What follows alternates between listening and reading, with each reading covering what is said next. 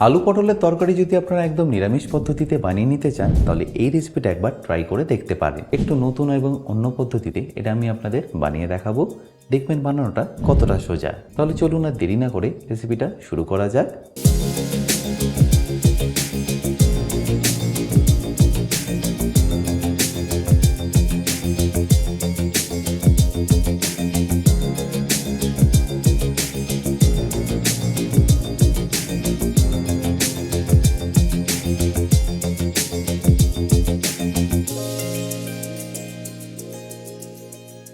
By the way, আমি chef Atanu, আপনারা দেখছেন অতনু রান্নাঘর।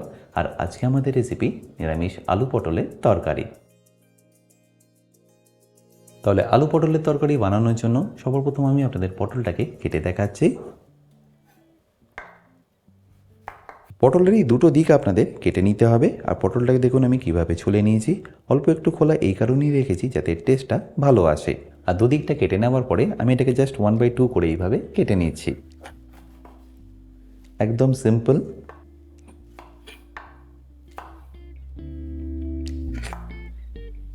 আপনারা চাইলে পটলটাকে কিন্তু একটু লম্বা লম্বা করেও কেটে নিতে পারেন, বাট আমি এখানে একটু ডুমো ডুমো করেই কেটে নিচ্ছি।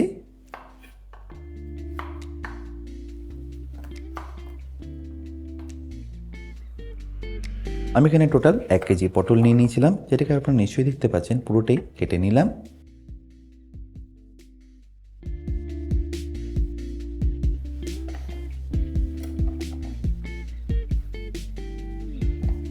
পটলটা কেটে নেওয়ার পরে আমি এখানে আপনাদের আলুটাকেও কেটে দেখাচ্ছি।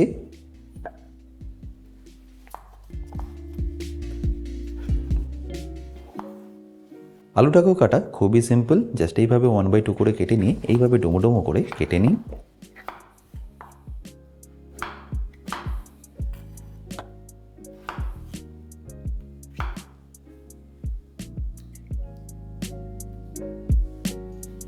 আমি এখানে 1 কেজি পটলের জন্য নিয়ে নিয়েছি 1 কেজি আলু, যেটাকে আপনারা নিশ্চয়ই দেখতে পাচ্ছেন আমি ভালোভাবে কেটে নিলাম। আর কেটে নেওয়ার পরে আমি এটাকে জলেই রেখে দিচ্ছি যাতে এটা কালো না হয়ে যায়। এবার এই রেসিপিটা বানানোর জন্য একটা মিক্সচার আপনাদের বানিয়ে নিতে হবে। তার জন্য একটা ফ্রাইং প্যান নিয়ে আমি গ্যাসটাকে অন করে নিচ্ছি।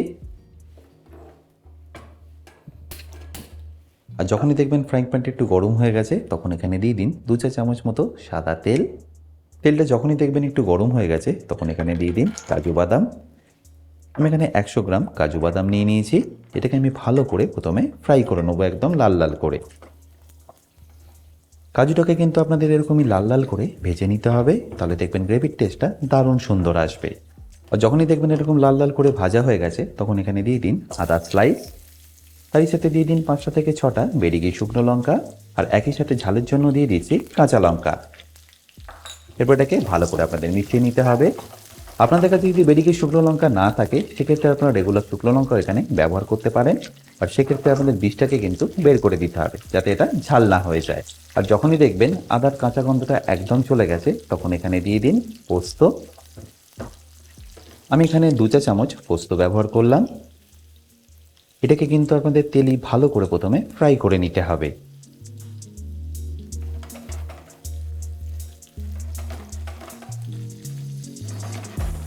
আর যখনই দেখবেন পোস্তর কালারটা একদম চেঞ্জ হয়ে গেছে তখন এখানে দিয়ে দিন টমেটো।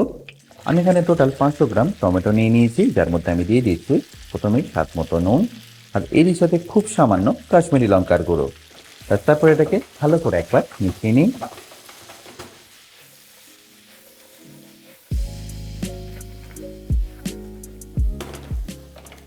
এবার কোনো রকম জল না দিয়ে এটাকে আপনাদের ততক্ষণ কুক করে নিতে হবে যতক্ষণ এটা পারফেক্টলি কুক হয়ে যাচ্ছে বা টমেটোটা গলে যাচ্ছে। কাঁচা পেস্ট করার থেকে এইভাবে একবার কুক করে তারপরে পেস্ট করে দেখুন, টেস্টটা কিন্তু একদম আলাদা আসবে। 3 থেকে 4 মিনিট কুক করলেই দেখবেন আস্তে আস্তে কিন্তু টমেটোটা গলতে শুরু করবে। যতক্ষণ না টমেটোটা কমপ্লিটলি গলে যাচ্ছে ততক্ষণ এর মধ্যে কিন্তু কোনো রকম আপনারা জল ব্যবহার করবেন না।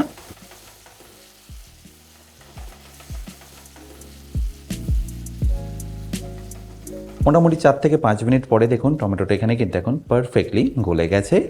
টমেটোর কাঁচা গন্ধটাও একদম চলে গেছে। এই স্টেজে আমি এখানে দিয়ে দিচ্ছি পরিমাণ মতো জল। 2 কাপ মতো জল দিলেই হবে, তাতেই দেখবেন পেস্টটা আপনাদের পারফেক্টলি হয়ে যাবে। আর জলটা দেওয়ার পরে ফ্লেমটাকে হাই করে এটাকে আপনাদের ফুটিয়ে নিতে হবে 1 থেকে 1.5 মিনিটের জন্য।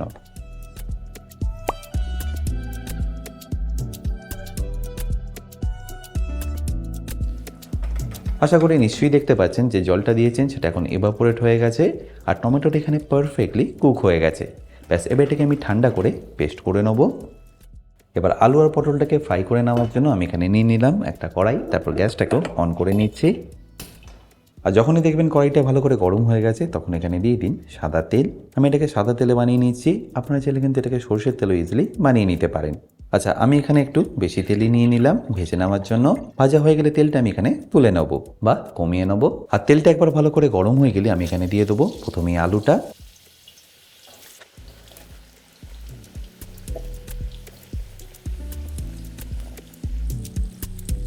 আচ্ছা, আলুটা এখানে কিন্তু আপনাদের একদম লাল লাল করে ভেজে নিতে হবে। আমি যেহেতু একবারে ভেজে নিচ্ছি তাই অনেকটা তেল নিয়ে নিয়েছি। আপনারা যদি ব্যাচ ওয়াইজ ভাজেন সেক্ষেত্রে আপনার কম তেলেই কিন্তু হয়ে যাবে। এরপর যখনই দেখবেন পুরো আলুটা ভালো করে লাল লাল করে ভাজা হয়ে গেছে তখন এটাকে তুলে নিন। এই স্টেজে কিন্তু আলুটাকে আপনাদের প্রায় 90% মতো কুক করে নিতে হবে।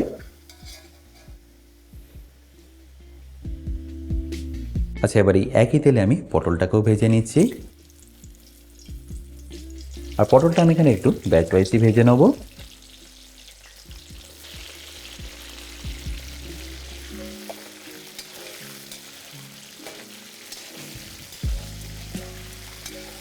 আশা করি নিশ্চয়ই দেখতে পাচ্ছেন পটলটা এখানে কিন্তু বেশ ভালোভাবেই ভাজা হয়ে গেছে। ব্যাস, এবার এটাকে আমি তুলে নিচ্ছি।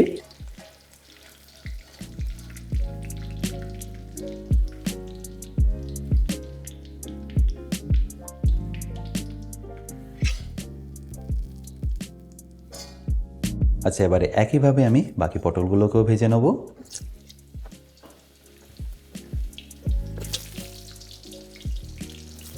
আপনারা চাইলে পটলটা ভাজার সময় অল্প একটু নুন হলুদ কিন্তু মাখিয়ে নিতে পারেন, বাট আমি এখানে একদম প্লেনই রাখলাম।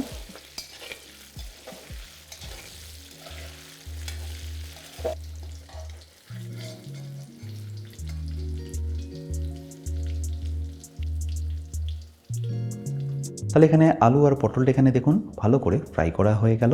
এবার এটাকে আমি সরিয়ে নিচ্ছি। আচ্ছা, এবার একটা মশলার ঘোল এখানে আপনাদের বানিয়ে নিতে হবে। তার জন্য একটা বোল নিয়ে আমি এখানে সবার প্রথম দিয়ে দেবো 1 চা চামচ হলুদ গুঁড়ো, তারই সাথে দিয়ে দিন কাশ্মীরি লঙ্কার গুঁড়ো 1 চা চামচ, ধনে গুঁড়ো যাবে 1.5 চা চামচ, আর সবশেষে দিয়ে দিন স্বাদ মতো নুন। ব্যাস, এবারের মধ্যে অল্প একটু জল দিয়ে এটাকে ভালো করে একবার মিশিয়ে নিন। যেহেতু এই মশলাটা আমি ডিরেক্টলি তেলে দেবো তাই এটাকে জলের মধ্যে মিশিয়ে তারপরে তেলে দিয়ে দেবো, তাহলে দেখবেন মশলাটা জ্বলবে না।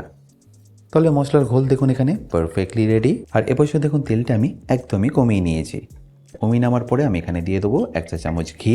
আর তেলের ঘিটা গরম হয়ে গেলে আমি এখানে দিয়ে দেবো কিছু গোটা গরম মশলা, যেমন একটা দারচিনি, 4টা থেকে 5টা এলাচ আর 3-4টে লবঙ্গ। ব্যাস, তারপর এটাকে একবার ভালো করে মিশিয়ে নিয়ে দিয়ে দিন এখানে মশলার ঘোলটা।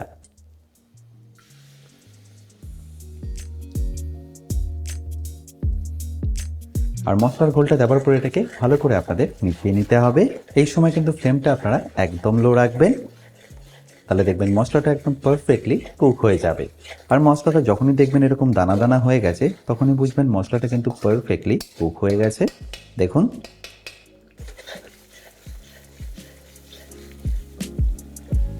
আর মশলাটা যখনই কুক হয়ে যাবে তখন এখানে অ্যাড করে দিন আগে থেকে বানিয়ে রাখা পেস্টটা। আর পেস্টটা দেওয়ার পরে এটাকে ভালো করে আপনাদের এইভাবে মিশিয়ে নিতে হবে। মেশানোর সাথে সাথেই দেখুন কালারটা কতটা সুন্দর চলে এসছে। এবার কোনো রকম জল না দিয়ে এটাকে 3 থেকে 4 মিনিট ভালো করে কষিয়ে নিন। যেহেতু এর মধ্যে কাজু আছে তাই এটাকে কিন্তু আপনাদের ভালো করে কষিয়ে নিতে হবে, ছেড়ে দেওয়া চলবে না। মেশানো বন্ধ করলেই বা ছেড়ে দিলেই কিন্তু আপনাদের এটা নিচে লেগে যাওয়ার একটা সম্ভাবনা থাকবে। 2-3 মিনিট মিশিয়ে নেওয়ার পরে আমি এখানে দিয়ে দেবো পরিমাণ মতো টক দই।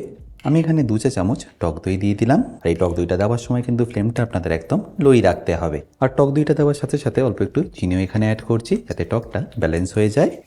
আপনারা চাইলে এখানে চিনির বদলে কিন্তু অল্প একটু খোয়াও ব্যবহার করতে পারেন। আর টক দইটা দেওয়ার পরে একদম লো ফ্লেমে এটাকে আরও 2 থেকে 3 মিনিট ভালো করে কষিয়ে নিন। এরপর যখনই দেখবেন মশলাটা এরকম দানা দানা হয়ে গেছে আর পারফেক্টলি কুক হয়ে গেছে, তখন এখানে দিয়ে দিন ভেজে রাখা আলু আর পটলটা। দেখতেই পাচ্ছেন মশলাটা কিন্তু এখানে পারফেক্টলি কুক হয়ে গেছে, আগের থেকে কতটা রিডিউসও হয়ে গেছে আর সাইড সাইড থেকে তেলটাও ছাড়ছে।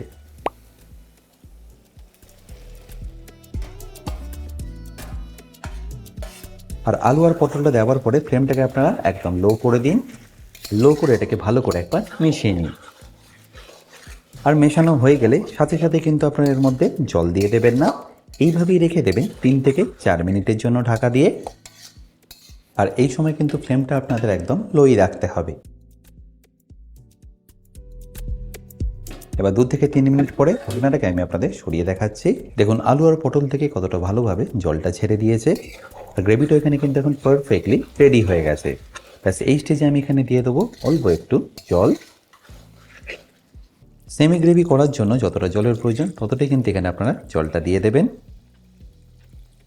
আর জলটা দেওয়ার পরে এটাকে একবার ভালো করে মিশিয়ে নিয়ে আপনাদের ফুটিয়ে নিতে হবে।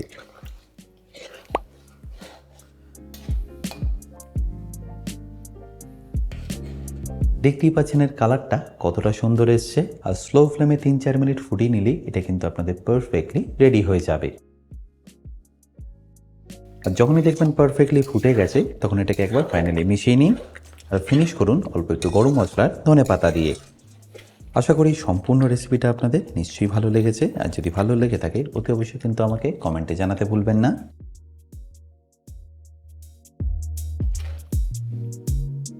আমি এটা বাঙালি ফ্রাইড রাইসের সাথে সার্ভ করে নিলাম।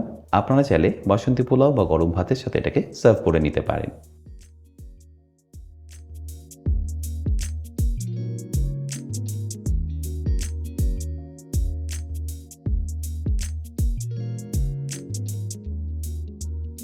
বাই দ্য ওয়ে, আমি শেফ অতনু, আপনারা দেখছিলেন অতনু রান্নাঘর। দেখা হচ্ছে আপনাদের সাথে একটা নতুন রেসিপি নিয়ে নেক্সট এপিসোডে। ভালো থাকবেন, সুস্থ থাকবেন।